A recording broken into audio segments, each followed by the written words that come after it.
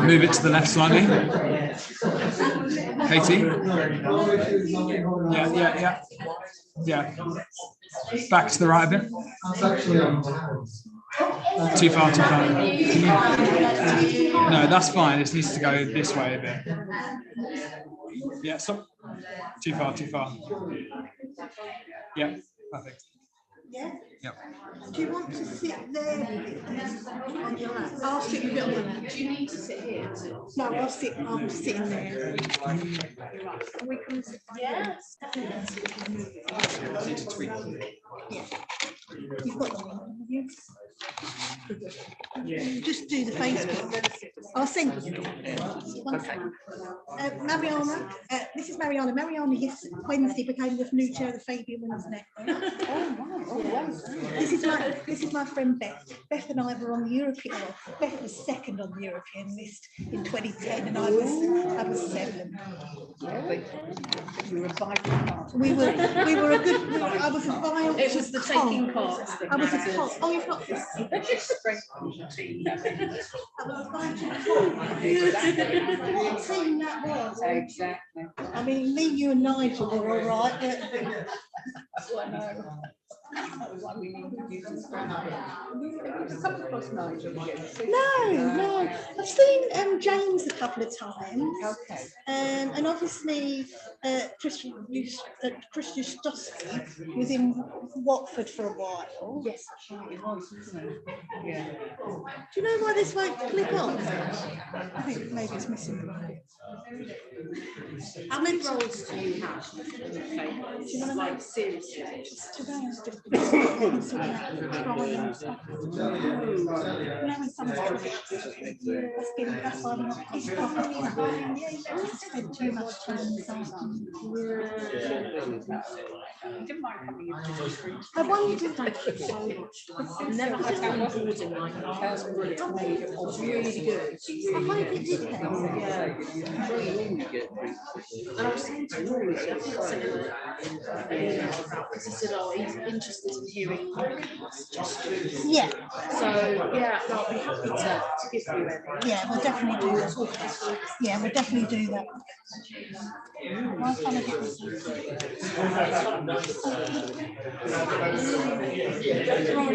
I can't see if I can't get this open. Where does the mic go? Doesn't he scrub up well? He does. Exciting. So we have there are a lot of people I've got hope that these might. Andy, the fair split can you between talk that to my mic? the third sector space, so they're doing really well in charities or within a social selection. So it's really nice to hear them. No, you need to turn the light on. There's been a lot of selection seats, and a lot of women have got close but no cigar. So you've got to sort of reevaluate what we're really going within the party, and then also just making sure that as we get closer to government, Let's have the focus now. principles are integrated in all policy. Oh no, it's on. Disproportionately, yeah, absolutely. So it's just really, just like stuff like that, really. It's really good for a Monday. I should have I'm going to have to focus that mic works.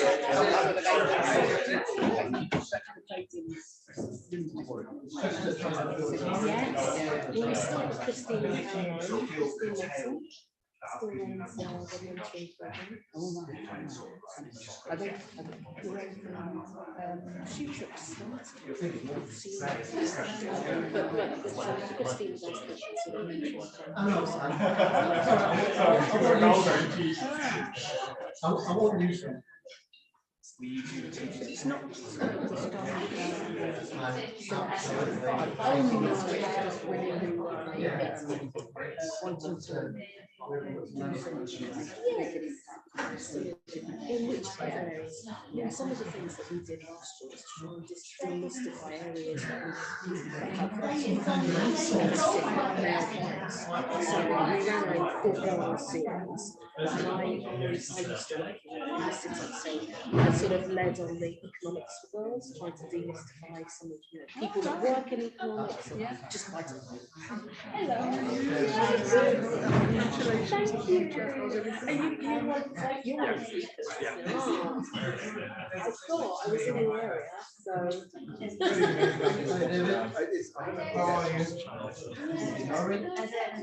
Thanks for the message. Did you hear that from Morocco and Spain? Oh,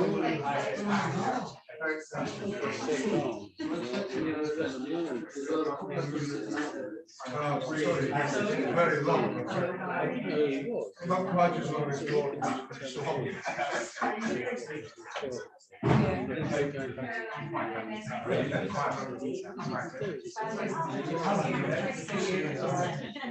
I know you've got a perfect set. 7 years ago. He's very good at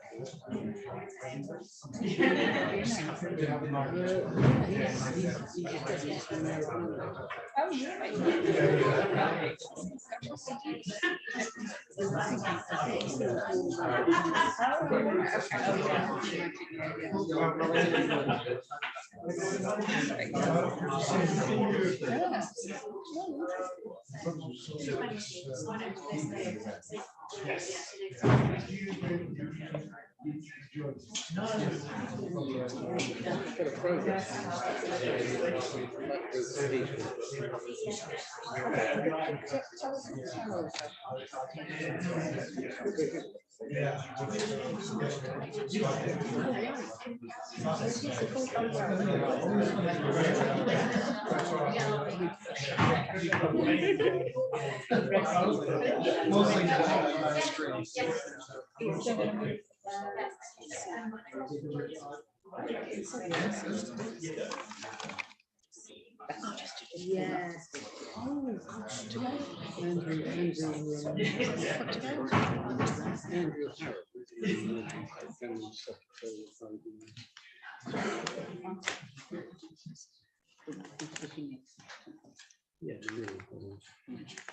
Hello everybody, good evening. My name is Andrew Harrop. I'm the General Secretary of the Fabian Society. It's a pleasure to welcome you all here to this Fabian Society SME Labour meeting to discuss the report Learning and Skills for Economy Recovery, Social Cohesion and a More Equal Britain, the report published earlier in the autumn by the Skills Advisory Council led by David Blunkett. We're delighted to have a good period of time to discuss the report and to hear from all four authors of the report and a response from Bridget Phillipson, the Shadow Education Secretary. Bridget is going to have to leave a little bit early because there are votes on tonight, but we'll make sure that we hear from everyone in the next half hour, and I'll try and get in just one or two questions to Bridget before she goes. So, having warned you that we all need to be prompt for that to work, let's start off with David, who's going to give us an outline of this fantastic report, which is stuffed with great recommendations.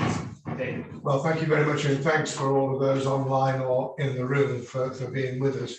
I shall be brief because it's very important that Bridget is able to hear the three members of the Advisory Council who actually did a terrific job in keeping me and my assistant Joanna on the straight and narrow and making sure that we knew things that we didn't know when we started. This report is voluminous, not as voluminous as Gordon Brown's Commission report, but nearly. And I know, Bridget, you're voting on the revelations around Baroness Moan. Don't blame the House of Lords for Baroness Moan, by the way.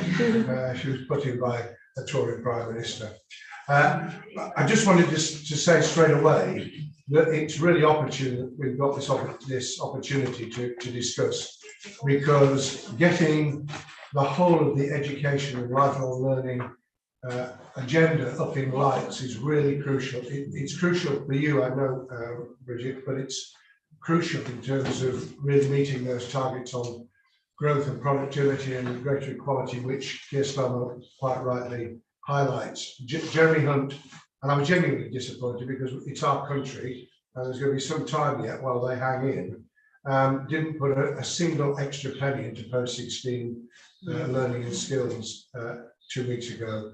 And if we ever needed it, it's demonstrated by the fact that even Therese Coffey thinks that people should be allowed to come in from Europe to help with the agriculture and horticulture industry. Look, you know the situation. The amount spent in adult college tuition has gone down by half over the last decade.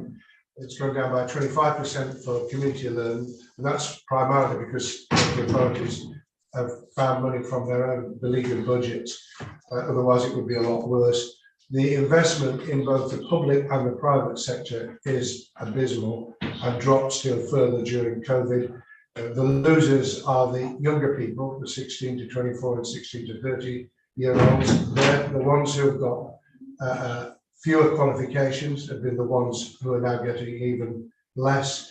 And the challenge is to be able to link the different aspects of the education service from early years, because it's crucial in terms of the start that youngsters have, through school, careers, a revamped curriculum and assessment process, into post-16, and to stop the divide between further and higher education, between on the job and off the job, and between those who are going for apprenticeships, which incidentally has dropped so catastrophically, it's hard to believe the figures.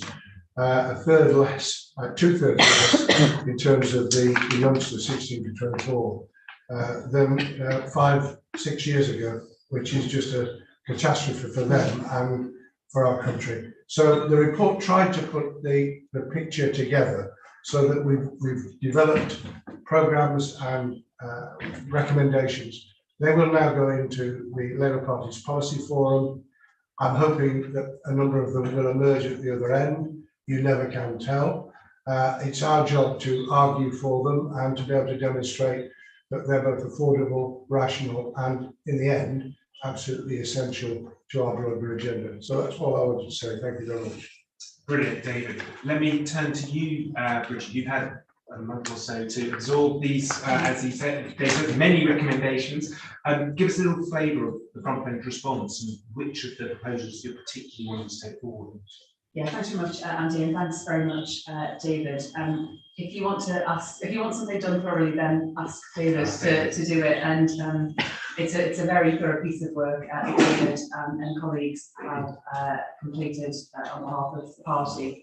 And I said it back at the launch in October that we had, which was fantastic. And I'll say it again, I don't think you could have asked for a more far-reaching dissection of some of the challenges and problems that we see right now. And a real challenge to us as the opposition and as Labour to think about what some of the solutions and better ways of doing things might look like. Because I think what's particularly refreshing about the report is obviously it provides a number of challenges where it comes to manifesto development, but I think perhaps just as importantly where it comes to how we develop that programme for government, so that if we are able to win that next election, that we can make change and make that change happen as quickly as possible, because we really can't wait for some of that change to happen for people right across our country. And I think above all, this is really an opportunity this evening for David, for Kevin, Rachel and Catherine to set out the work that they've done and the vision that they've had, so I'll keep it short. I mean, in terms of areas that we've already said we'll be taking from the report and developing further, we'll launch Skills England, so that new national task force to bring together colleges, unions, employers, providers and government, so to deliver on a national mission, working right across government where it comes to the skills and opportunities that our country needs, particularly where it comes to upskilling and reskilling. And we know that in the months and years ahead, there are long-standing issues, but there are also real opportunities, particularly where it comes to the shift that we see where it comes to climate change, and how we make sure that all of our people are well prepared, not just viewing it as a challenge, but also as an opportunity to make sure that we're driving up skills right throughout people's lives, as well as for our young people.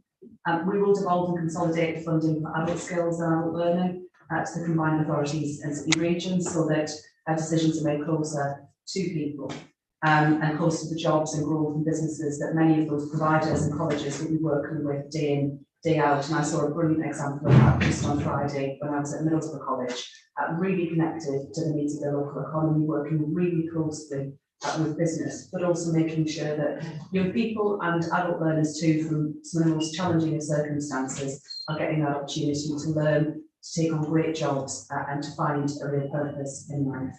On the apprenticeships levy, we'll reform that into a growth and skills levy. So rather than the scheme that we have right now, we'll make sure that there is more flexibility so that we can deliver some of that training and learning right for our people's lives as well. That would be working with through Skills England to make sure that that's properly targeted in areas where we most need to see change, and also areas of the economy where we face particular challenges where it comes to skills. We'll also say more in the months ahead as we start to get closer to the election, but I know that Keir is determined, as is Rachel, that this has to be right at the heart of the offer that we make to the British people next time around, because it will provide real opportunity for people right across our country, particularly in parts of our country where some of those challenges where it comes to employment and skills and jobs are most pronounced. I think what strikes me right across education, and it's true here as it is in every part of the system right now, is that there's a lack of trust and a lack of goodwill, because there's been a lack of shared purpose and ambition. And as David says, I think particularly where it comes to FE, so many of our colleagues there feel completely overlooked and not part of what should be a real national mission around the change that we need to see. And that'll be our job from government to make that a different approach, where we work together in partnership to create the jobs and opportunities that we desperately want to see. So just to say thank you again to David and to colleagues, and to you for hosting us this evening.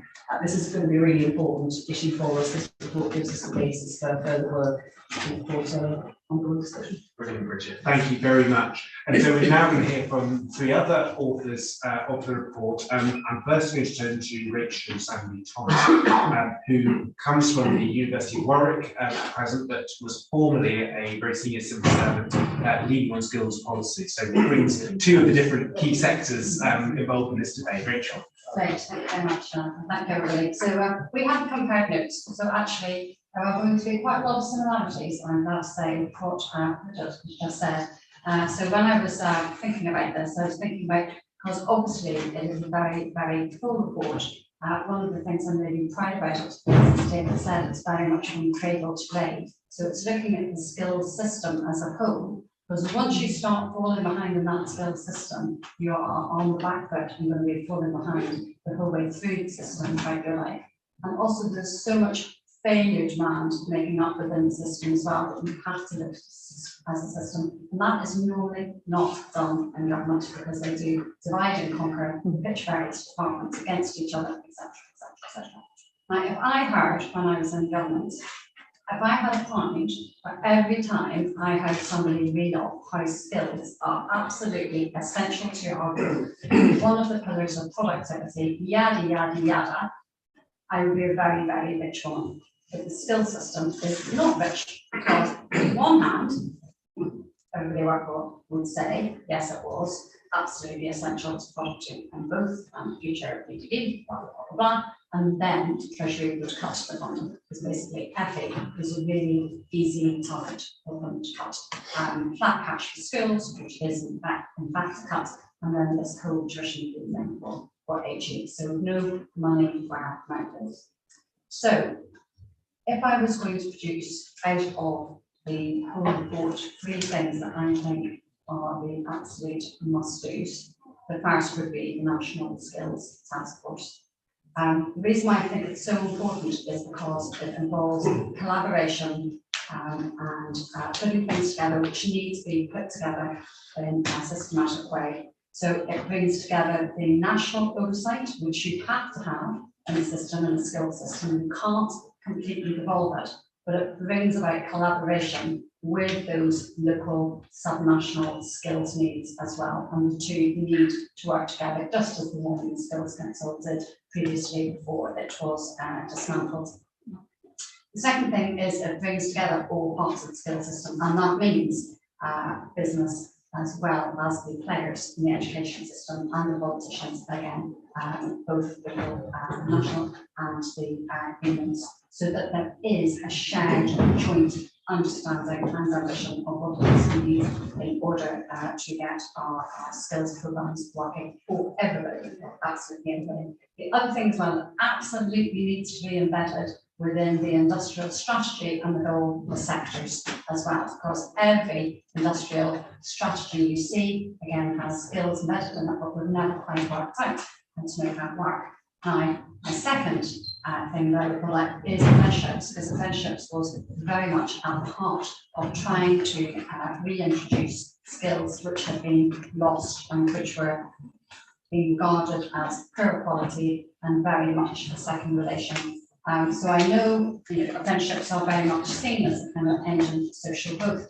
But one of the things I tried to do when I was teaching skills was to bring about parity, obviously, and that's kind of quite fighting against the system. There's quite a lot of intellectual snobbery about the system like that. I am a great believer that they are a fantastic way of learning practical skills in your job. And every time I used to go and see advanced manufacturing companies, they were far, far prouder of their apprentices than they were of any of their other graduate intake. However, we are too complicated. Civil servants, they love to go after the meanest, most crookedest, most fraudulent person and do the whole of the regulation around them, which of course means Forestry just skedaddle away, so they can move a somewhere else, and the rest of the good citizens are left with the complication. So we need to simplify it hugely. I think that applies to the whole of regulation, not just in this area. And also, if you want businesses, especially small businesses, who are very, very time poor and cash poor, if you want them to do something, you have to help them to do it. And making it complicated for them just means that they don't know, which has absolutely been the case. And that's what we see. So we really, all of the initiatives in the paper, in order to help small businesses, you need to do those, including the tax credit, because we need them to invest just as we need big businesses to invest, as well as government, and to some very important individuals. So then the third thing I just wanted to pull out was this creative skills piece, because when I was in government, yes, we knew we had an absolutely gaping hole, 80,000 engineers looming. It was at that stage 10 years hence, it's probably 4 years hence. So yes, there has been, rightly I think, an emphasis on STEM and those vocational subjects, but they're being pitched against the creative subjects, and which is just because it is a completely artificial dichotomy. And when you hear people talking about the new world of AI and how humans are going to be valuable and distinguished from the AI machine learning, creativity and empathy are the two things that come out really strongly. So we need to rebalance that narrative. The two are not mutually exclusive. We need, yes, to uptake engineering, science, etc., but let's do that with the creative arts as well, and it needs to start. So those are just 3 things. Brilliant, thank you so much. So let's turn to Praful Nargund, who is the entrepreneur, the small businessman on the panel. And our digital expert. Digital expert. For me, much more importantly, a man I used to have to respect very greatly, because he was, until a few months ago, chair of my CLP. Praful, over to you. Thank you very much. Can everyone hear me? Okay. So, I was asked to do this as an entrepreneur because the party has been placing economic growth at the centre of its agenda. And from my perspective, I was very much hoping to think about skills through the lens of how we improve economic growth. And look, economic growth, I'm glad it's back at the centre because it is incredibly important. Because it's not just about helping us deliver the public services that we cherish so much, it is, but also, well-distributed economic growth means better pay, better progression, and better quality of life. And the last 12 years of stagnation and weak productivity growth, are very much intertwined with the failure to give everyone, especially young people, the chance to express their talents. It really is a case of inequality means we're trying to grow with our hands tied behind our backs. And so delivering a revolution in skills and training is not only the key to future fairness, but to future prosperity as well. So, like Rachel, I think we are going to cover some of the same points. I'd like to talk a little bit about apprenticeships and Skills England. A couple of the areas that I think are important for us to focus on, so digital and green skills, and I'll pepper it with some ideas about how we might actually be able to fund some of these initiatives. So if I start with apprenticeships, look, I think apprenticeships and other models of training that involve practical experience, technical knowledge, and working and earning at the same time are going to be central to a skills revolution. But the reality is the university model of social mobility just doesn't cut it, at least on its own anyway. But the massive increase in young people going to university under the last Labour government was a fantastic achievement. But we do have to face the fact that the old-fashioned academic way doesn't necessarily prepare people for the most innovative sectors in our economy today. In a fast-changing world of work and the economy, technical knowledge, practical experience, and problem solving are often more highly valued. And we also have a broken funding model for university too. Remember, the average graduate walks away with what, 50K worth of debt, has a marginal tax rate of 41%. That's robbing graduates of the economic security that they're going to need to take advantage of the need for reskilling, let alone pay for rent or afford a house or invest in any of the things that will allow them to live a decent life. So apprenticeships do offer that model that could build a modern economy accessible to a broader set of backgrounds and with clearer job opportunities too, and the possibility to learn while you earn. But the apprenticeship system is frankly too bureaucratic. It's geared towards larger organizations. There are question marks around the quality of teaching in some cases. And from getting an apprenticeship recognized all the way to supporting apprentices, it's far too cumbersome and complex. And in fact, some other innovative skilling up models get ignored or sidelined too. So we've made a number of recommendations. I think crucial, and I'm glad the party have adopted it, is reform to the apprenticeship levy so that the levy can be used for expanded uses, specific and modular training requirements too. And I think it really is critical because this is actually part of the way in the current, when we have a current lack of fiscal headroom, we can actually redeploy existing resources so that it is better targeted to the needs of employers, employees, trade unions, government and education providers to deliver better return on investment on skills and training. And we also suggested a number of measures around how we can improve access to apprenticeships to SMEs and support the quality of teaching, so everything from shared apprenticeships, intermediaries, and also lifting the levy transfer cap as well. You had an example, didn't you, of the cell and gene therapy? Yes, yeah, the cell. I'd be happy to talk a bit more about that because I think it's a very innovative model, that one in particular.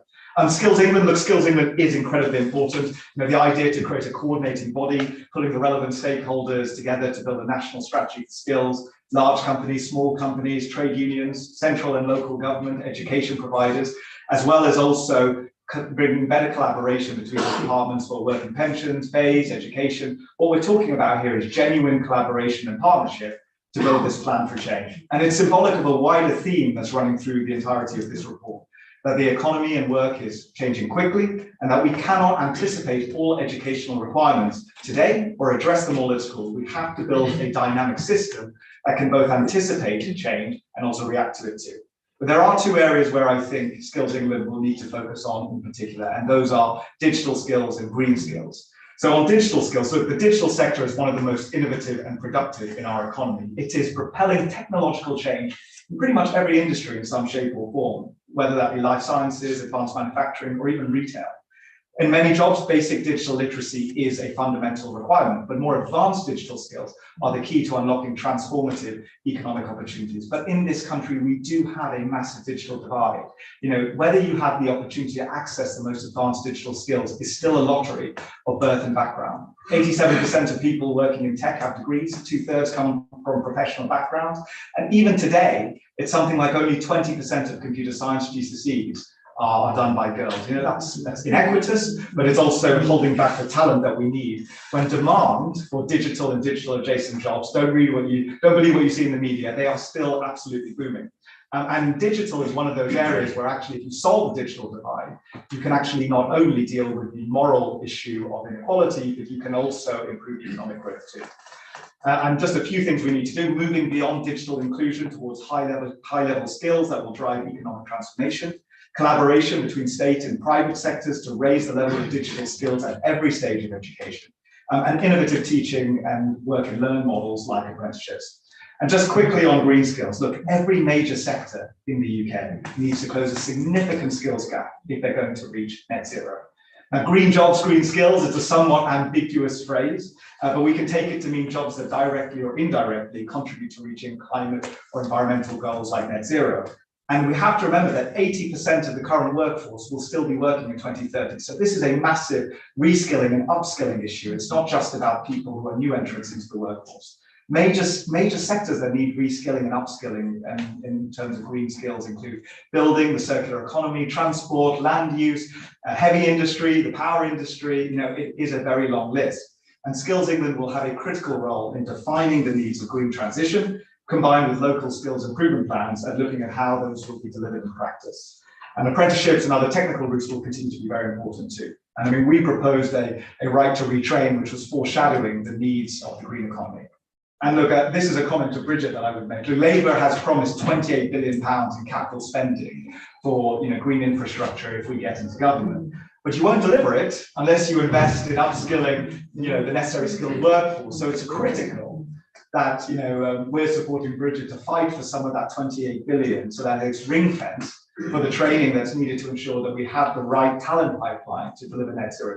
Just as we do for design and architecture when we're involved with big projects. Yes. Yeah. I'll finish up here because I'm conscious of time. Look, it's often been said we're going through a fourth industrial revolution.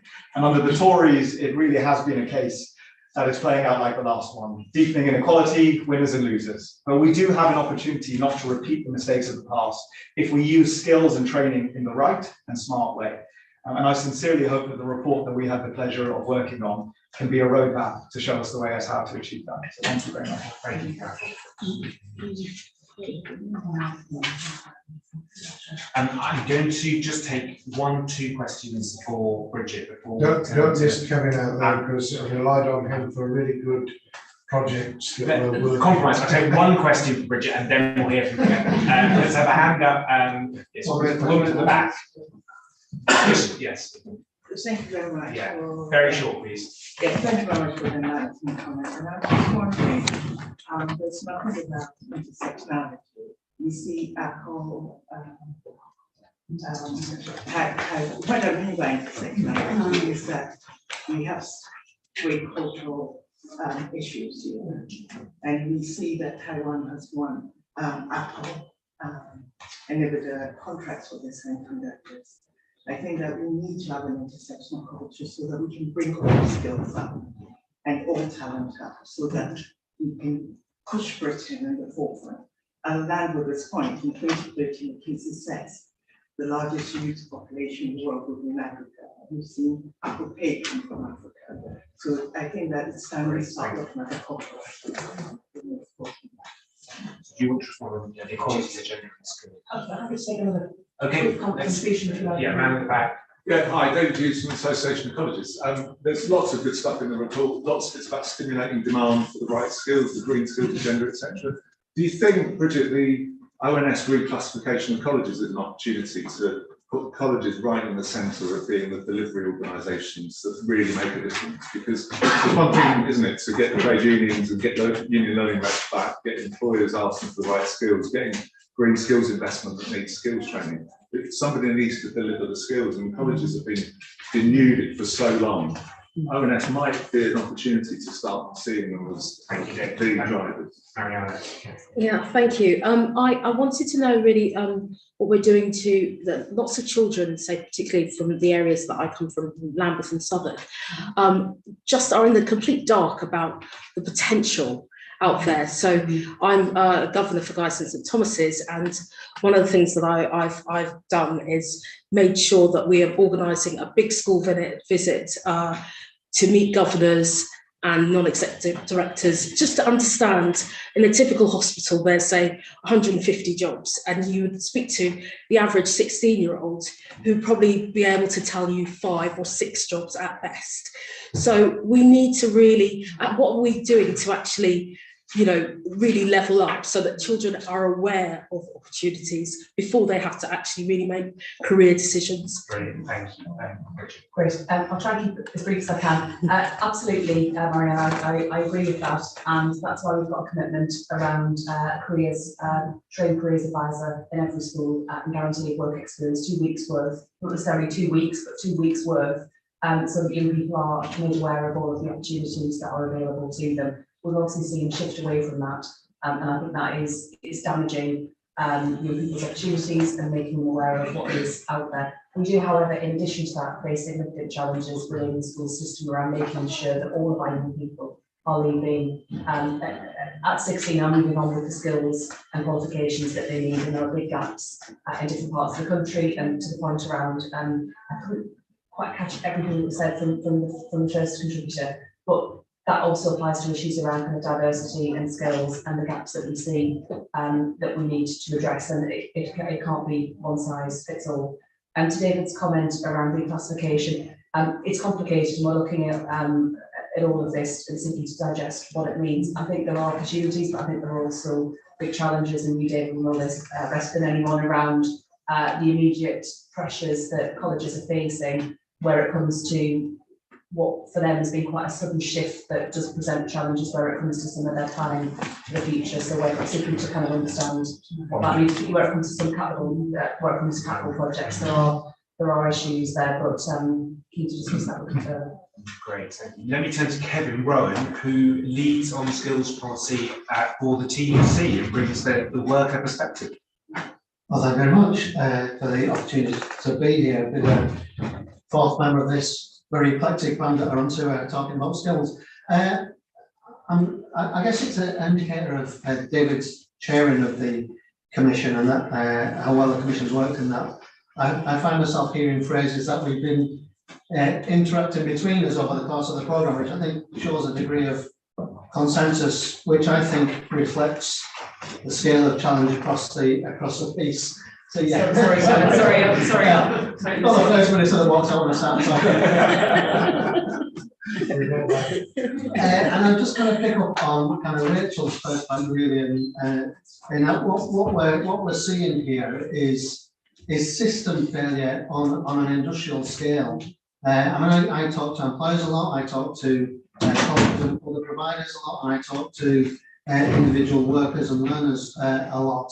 No one says anything other than the system is completely failing, and that ought to be something that should cause much more outrage than it has. And I welcome the initiative of the Commission, because that gave us an opportunity really to say across all the different kind of stakeholders in the piece, everybody who's got a bit of skin in the game, how shocked and appalled we are at the scale and tragedy of this system failure, because we'll be paying the price for this for generations.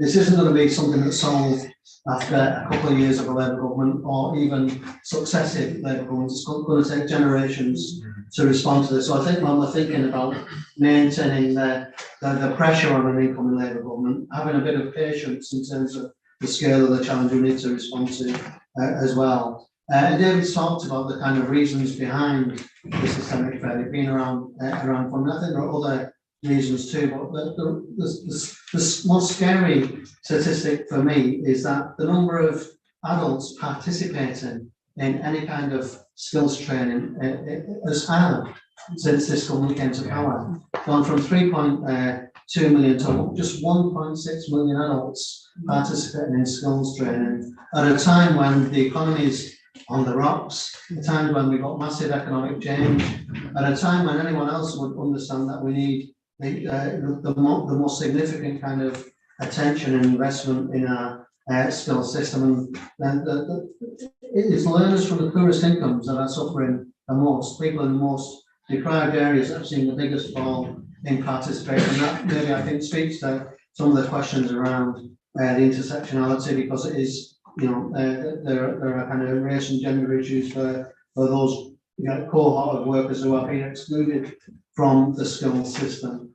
But as kind of David said, and as David alluded to, I guess my reason for being on the commission is because of the work that as a TUC we did with the Union Learning Fund, enabling trade unions to play a part in supporting workers to access learning. Thanks very much for the plug, David, for trying to get the union learning back on the agenda. When we had a union learning fund, what we do now is we listen to working people and say, how can we help you to participate? And they have persistently, for all the time that I've been involved in this, which is like about 15 years, I've said there are 3 things that keep stopping them from being able to participate in learning.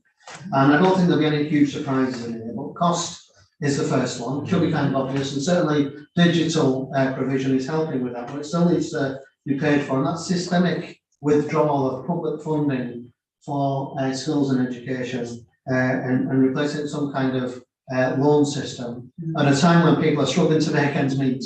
And there's a choice between getting a loan out for a new fridge or getting a loan out to do some learning. You're going to get a new fridge. And the latest example of withdrawing a whole raft of level 2 funded programs, is just an absolute outrage, and will disproportionately impact those at the lowest end of the labour market, growth in the economy, those who need skills investment most. And that to me looks like a deliberate attempt to keep the lower paid people in lower paid employment forever. It's a deliberate attempt to keep the working class in their place. Second biggest barrier is time. Right across the economy, we're seeing people working more hours, working more unpaid hours as well as paid hours. It used to be that teachers were the kind of stand-up profession who work the longest hours. But now talk to ambulance drivers, talk to paramedics, talk to social care workers, talk to anybody in the public sector, and many people in the private sector, and their hours of work are going up and up through the week, including increasing unpaid hours. Driven by staff shortages as we starve public services and resources, 120,000 vacancies in the NHS. No wonder people are absolutely exhausted. And then to say to them at the end of that shift, you need to do some additional learning in order to get on in work just seems a little bit unrealistic. And the third thing that working people identify, and have persistently identified for a long time as a reason not to access training, is a lack of good quality advice and guidance. I'm pleased to hear the commitment about careers advice in school, but actually we need it throughout people's working lives, especially as people's occupations change, as the skill set they need change. The right kind of good quality advice and guidance is a real incentive, especially when those choices around how you use your time and how you use your money are so precious. You need to be able to make the right choice. If you're not confident you're making the right choice, then you're just not going to choose. So having the right kind of information advice and guidance system from cradle to grave, I think is really important. I don't know about you, but my last bit of careers advice was an hour before I left school at 16, which is obviously quite a long time ago. So we need that built in. I'm really pleased that we've committed to do that within the Commission's report. So I think it's important to say too, it works. Investment in skill works. It's almost like we're challenging the kind of system to kind of produce something that's a bit of an optional extra, but it works. And the evaluations that we did in the Union Learning Fund, where we were evaluating 250,000 learners every year, that's how many people we were reaching. 4 out of 5 workers gained new transferable skills. 11% gained a promotion or more money within a year of learning. 75% of employers said it made my workplace more productive and more effective. And it returned £12.30 for every £1 of public investment. What's not to like here? This should be something that we should be swinging behind much better. So we obviously need whole system change. We all welcome the recommendations in the report, but we need to kind of address all of those challenges. If we only do bits of it, we're going to continue to fail. So it needs whole system revolution to try and make sure that we address those skills challenges. And I'm not going to repeat all recommendations. I think you can read the report if you want. But I just want to finish on one point. We talked a little bit about the apprentice system, the apprentice levy system not working. If I'd known what I knew now before we published this report, I would say something much stronger about that. The apprentice level system, institutional corruption. That's what's happening. People are gaming the system in order to, I don't know if people have seen the EDSK reports recently on the apprentice system. I highly recommend you have a read of them. There are people, employers who are paying £14,000 for programs through the apprentice levy funding, that if they weren't using the apprentice levy, they pay £4,000 for. That for me is corruption, and that's taxpayers' money that is being corrupted in the apprentice levy system. So I'm pleased that we are looking to kind of tackle some of this stuff in the Commission's report. But there's a sense of outrage that I think we need to kind of put behind the system. Thanks for listening. Well done, that's fantastic, thank you. David, let me ask a question before I open it up. Could you just say a little bit more about the sort of the employment-based side of the skills offer you want? You talked about differentiate levy, all of you have, and the need to widen it out, to change type of provision. What will work? What will get people engaged? And what will get employers engaged? Well, what gets people engaged is when they think it's worth their while, when they see some hope, when they understand about the critical nature of progression, the preparation for the jobs of the future that all Michael and Rachel and Kevin have referred to is fundamental to getting people to feel that they're not just stepped onto a rung, they're on the ladder and they're going somewhere. And if they make the effort and we make the provision available and the resource, then they can do it. And I think there's a lack of that at the moment. People are stuck in dead-end jobs. They have a job, but it's often a dead-end job. Youngsters in schools still don't see, which is why careers is so important, still don't see beyond the confines of the experiences of their community. So if you live in a wealthy area with a family of experienced higher education, you know what's on offer. You've got an idea of where you're going. We've got to transform that, which is why Kevin's comment about the demolition of qualifications, entry qualifications, is important. I hope, talking to the other day now at the AOC, I hope that they and the Federation of Awarding Bodies can start putting up a public fight, because nobody knows what's going on behind the scenes in terms of demolishing. So there are qualifications that are useless. There are qualifications that are completely redundant, but there's qualifications that are crucial to getting kids onto the ladder at all. So line up the rungs of it. I mean, I know House of Lords is not favourite of the lot of the Commission's report, but we did in the Lords put up a massive fight to say BTEC. It's not over yet, but there's a whole range of entry qualifications that are just being set aside. And the question is, what are those youngsters going to do? They're not going to do T levels, and they're not going to do A levels. So what are they going to do?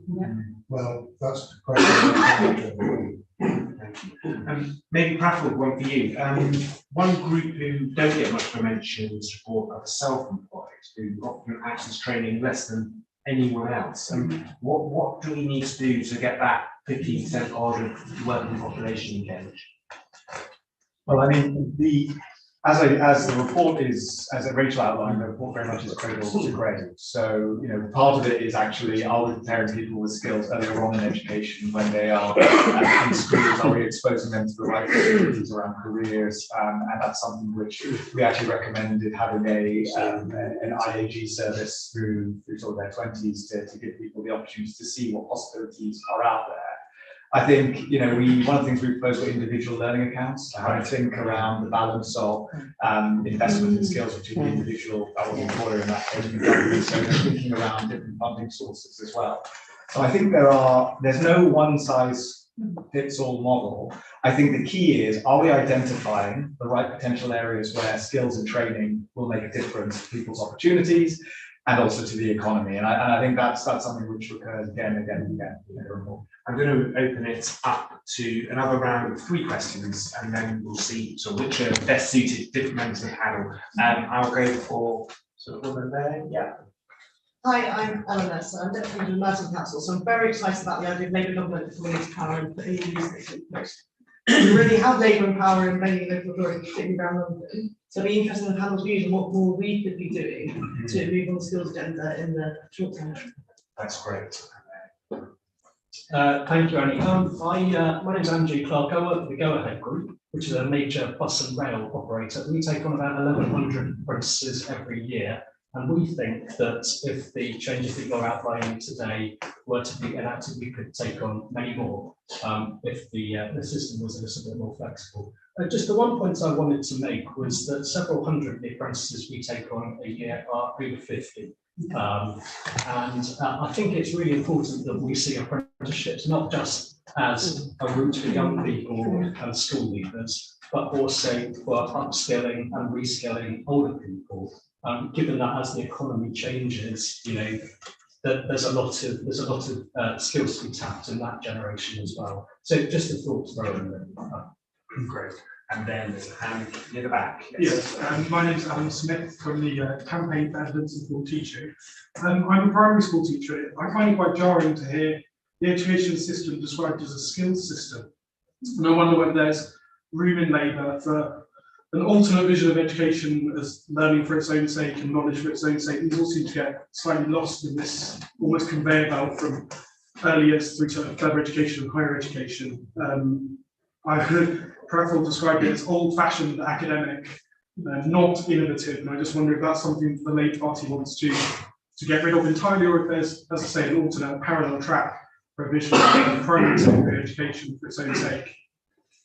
Brilliant. But David, can I start with you on that point? There's a lot of recommendations about schools in this report, actually, as well as yeah. But we weren't asked to do schools. We were asked to do skills. So it was a mission creep. And we brought the school sector in because you can't do what we're talking about without it. And we do actually mention in the report, I mean, it didn't get a lot of publicity, but we do mention the critical nature of learning for its own sake. We mentioned the learning age and the purpose of education, which is not just to skill someone, critical as that is, with the tools to get a job, it's the tools to be able to go through life. And we even mentioned citizenship education and the crucial nature of that, because, and by the way, Gordon Brown's commission report on devolving power can't be achieved without citizenship education. We've got to build the leaders and the democratic structure of the future to be able to do that. It's a backfill of the most enormous proportions, which is why I have got 95% agreement with Gordon's report. I wish he'd just acknowledged and his commission that you actually do need to build capacity. You can't just pass a law and expect it to happen at local level. It doesn't work that way. I mean, I used to be a leader of a council, so I know how bloody difficult it is to deliver. You might want to say something about joining up the authorities at the present moment, Rafa, because you've been elected as a councillor since we started this report, but that will be crucial to start the process now. So the answer to the third question is, you're entirely right. I had a section built in, because it's very close to my heart, that the building a body of knowledge and learning for its own sake and developing skills for your future should not be in contest with each other. They're both absolutely vital. And I had it from the other angle with what she called that woman who's now the mobility commissioner. I lost myself. Barbara Smith. Yeah, who thinks that the opposite's true here, that we've just abandoned any idea of scholarship, which we haven't. Let me turn to Rachel, respond to any of those questions, and also maybe some of the points Kevin made about yes, so if I talk about Andrew's adults apprenticeship, that's absolute music to my ears, and there's absolutely always the intention that it shouldn't just be young people, though it's great to be a young people, but it should also be adults. Then of course there's one of those nasty little rules introduced, which meant that you couldn't just transfer across. So if you already had like a level 3 qualification, you had to go for a higher qualification if you were going to access, if the employer was going to access the apprenticeship level, which quite frankly is stupid when it comes to reskilling. It's just stupid. It makes it sound as if, you know, any skills trajectory is literally a ladder run through up or not, because otherwise sometimes you need to go across to English.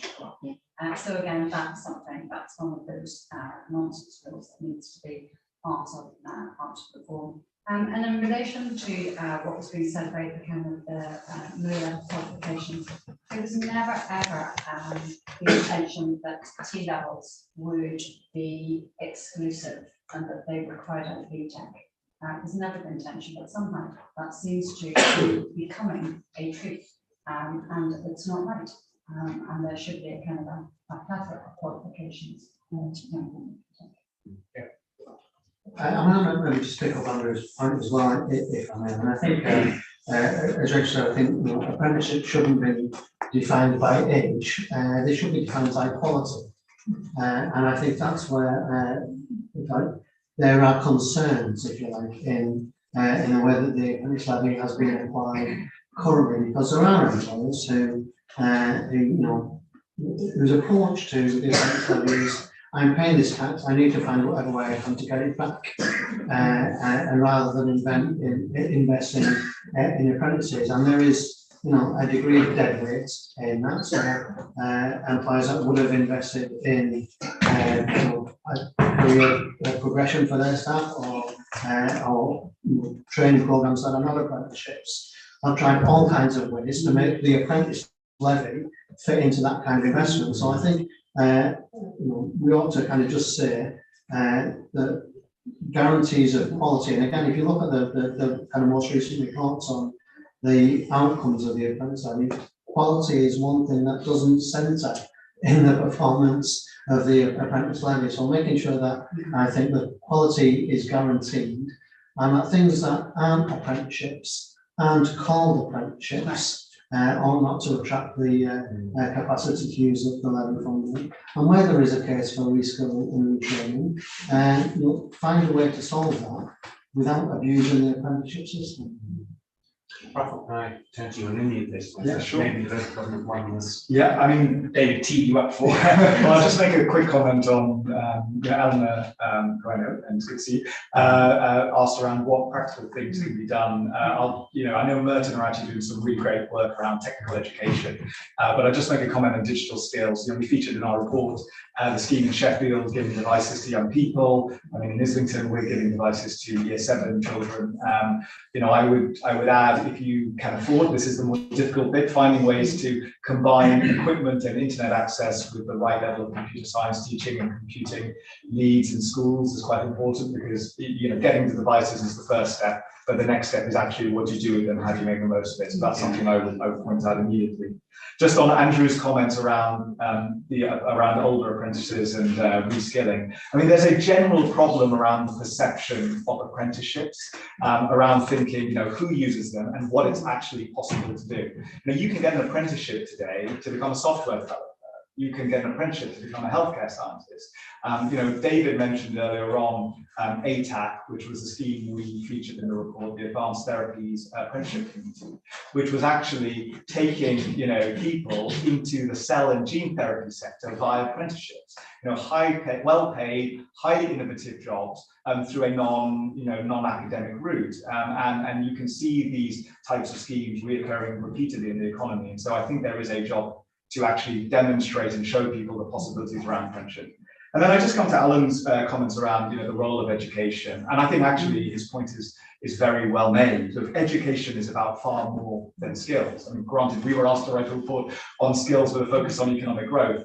And that's where my counterpoint would be, is that while it is far more than skills, and I'm sure there are lots of others that will contribute on other points, there is no doubt that actually the kind of skills and training that people understand is possible is massively influenced by the education that they have. Mm-hmm. And so, when we're thinking about exposure to ideas and concepts that may help people, especially from backgrounds that are less well represented or perhaps disadvantaged, actually, I do think it is critical that they have access to those concepts and ideas in education. It doesn't replace education. I think it's something which adds to it. And actually, I think when we get into the detail, the gap between the two positions isn't that far. So one of the things that we recommended repeatedly throughout the report is around a reform to careers guidance, right? So, looking at improved career guidance service, a national career, I think it's a careers agency we called it, better advice for teachers so they can learn about what types of modern careers are coming up in the economy,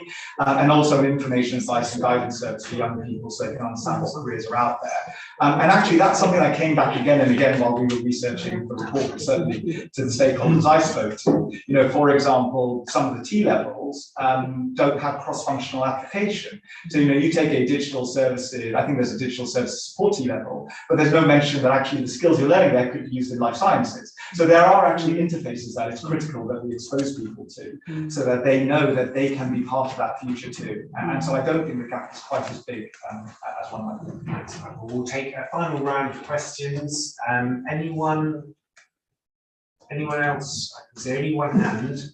Someone who's already asked a question, which is why I was. There we go. You first, yes. Okay. Just to add to, I know Kevin mentioned like some of the significant costs that are some people are probably add childcare to that, especially for older people or children. I think that's really tough, especially women. And then I would also challenge how useful careers advisors are and say that actually it's industry that should be really driving that. I think careers advisors can create the structure, but it should be industry because they are best placed to talk about jobs as they're coming through the system, whereas actually it could be legacy information that careers advisors are using and teachers in the industry are kind of cutting edge in terms of the jobs that are evolving. Great. Thanks very much for the talk. One part of the report that really struck a chord with me was the idea that if you do a level 2 apprenticeship, you can stay on to do level 3 by right. And kind of further to that, I was wondering, do you think we need to do more to link up the further education and university sectors? In other countries, like for example in the United States, they have community colleges which are more linked to unis. And similarly in Switzerland, they have universities of applied sciences, which are kind of in between university and further education college. So do we need to link up the sectors more? Great, thank you. Thank you. I just want to shout out to Labour councils. I'm a Lambeth councillor, many of which, like Lambeth, have a responsible procurement policy.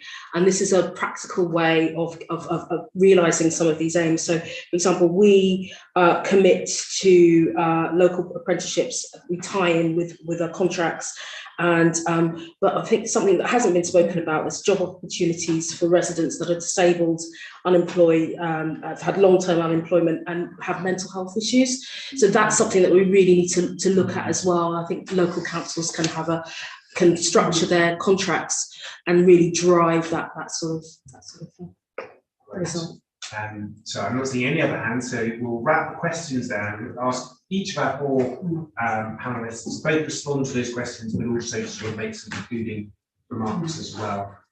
Kevin, could I start with you? And maybe you mentioned in your talk time to train. There's also, it is not just hours in the job, it's all those other constraints in life and having the money to be able to do it.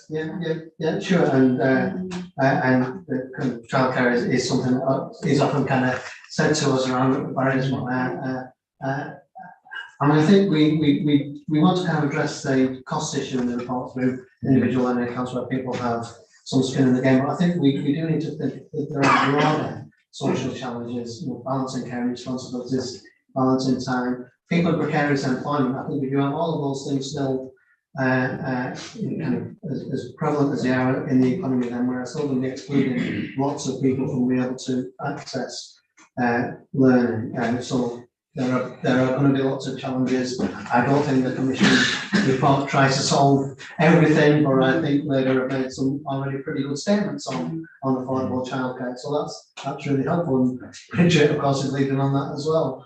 We need more Bridgets. And the point of looking kind of FE and HE, I mean, I think and the progression for apprenticeships, what we're, I think, all aiming for, and David Hughes and I have had many conversations about this, is a system that facilitates lifelong learning. And at the moment, everything seems to be in little chunks of your life and no connection between the two. And part of a good kind of information, advice and guidance and career service would facilitate that lifelong learning, but absolutely you need a kind of provision side connectivity as well.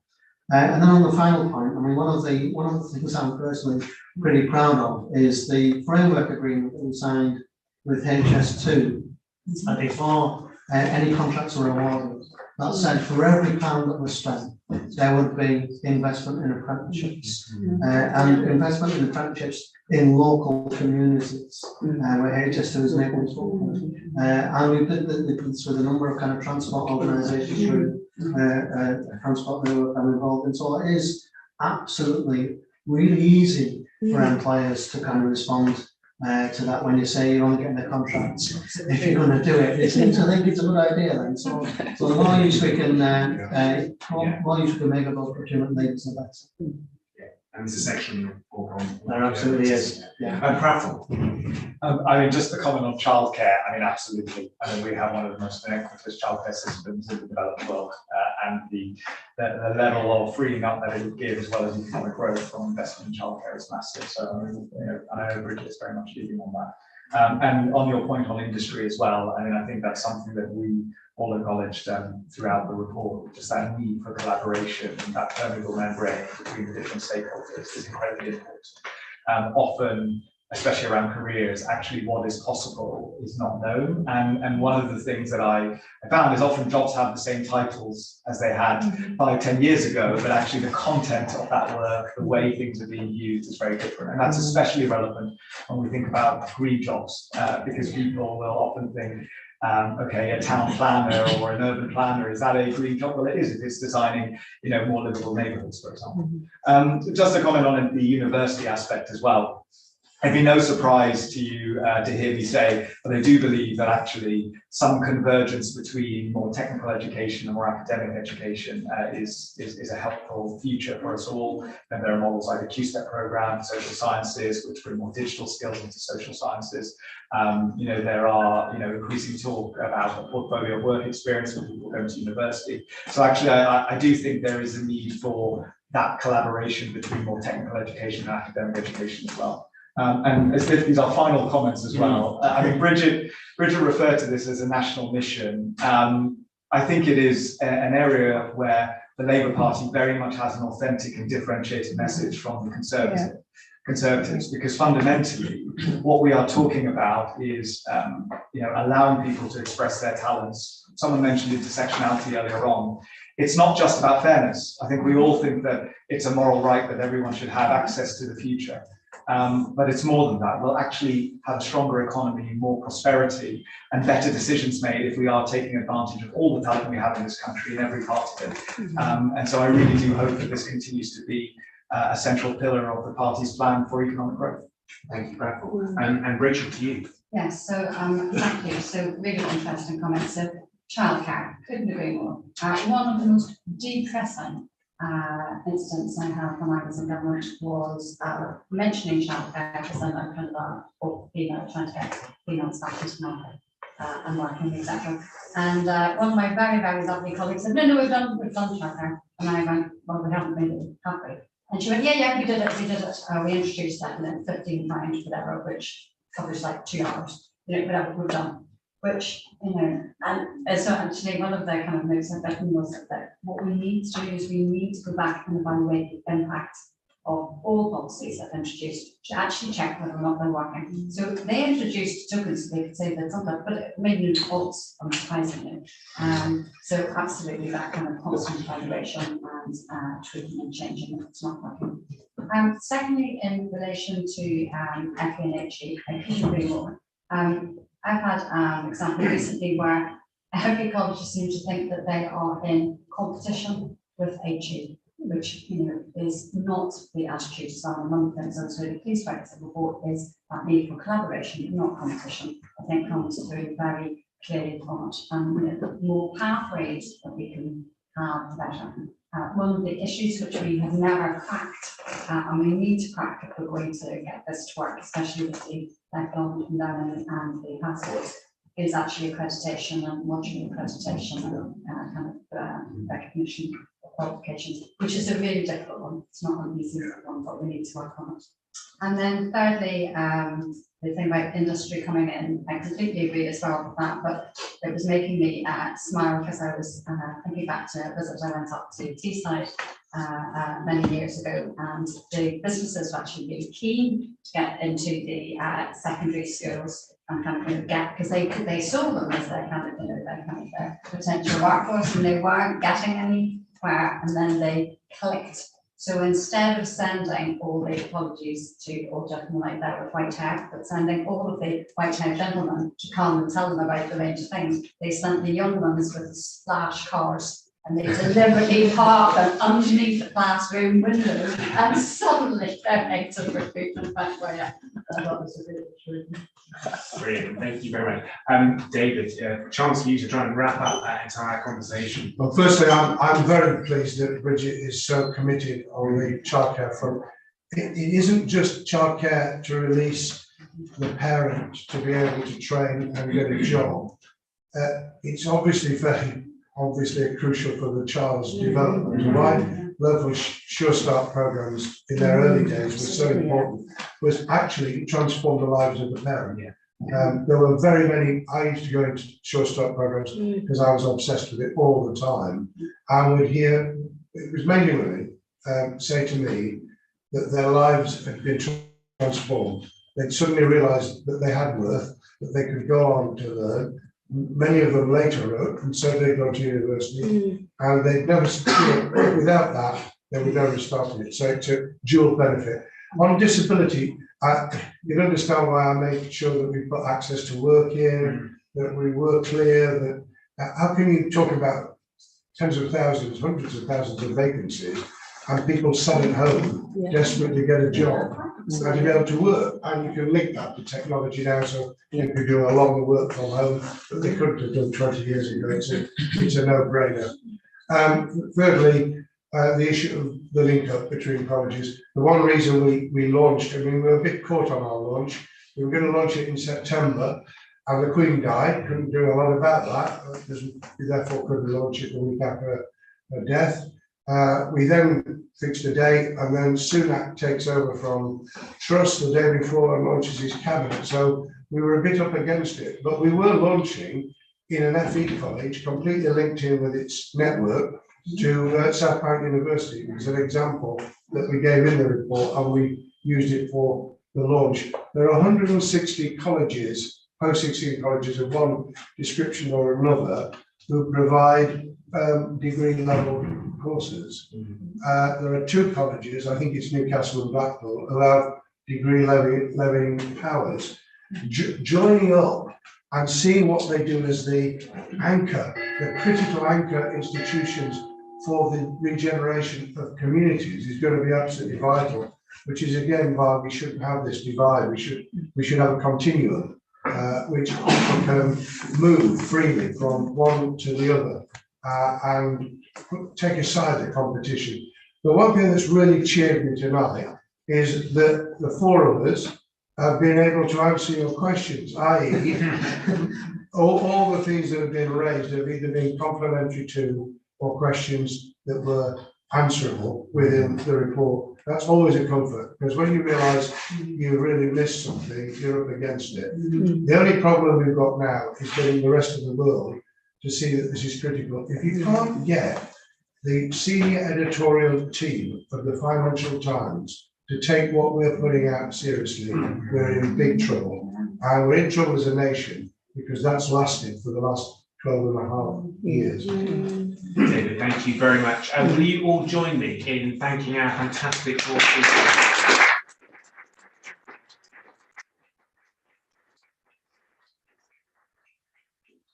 To them for speaking to us, for delivering such a brilliant piece of work for the Labour Party. On behalf of both SME, Labour and Fabian Size, I'd really like to thank you for coming this evening. If you're not a member of either organisation, do join. I'm sure you can find all the details on your smartphones if you look very hard. Thank you very much. your party.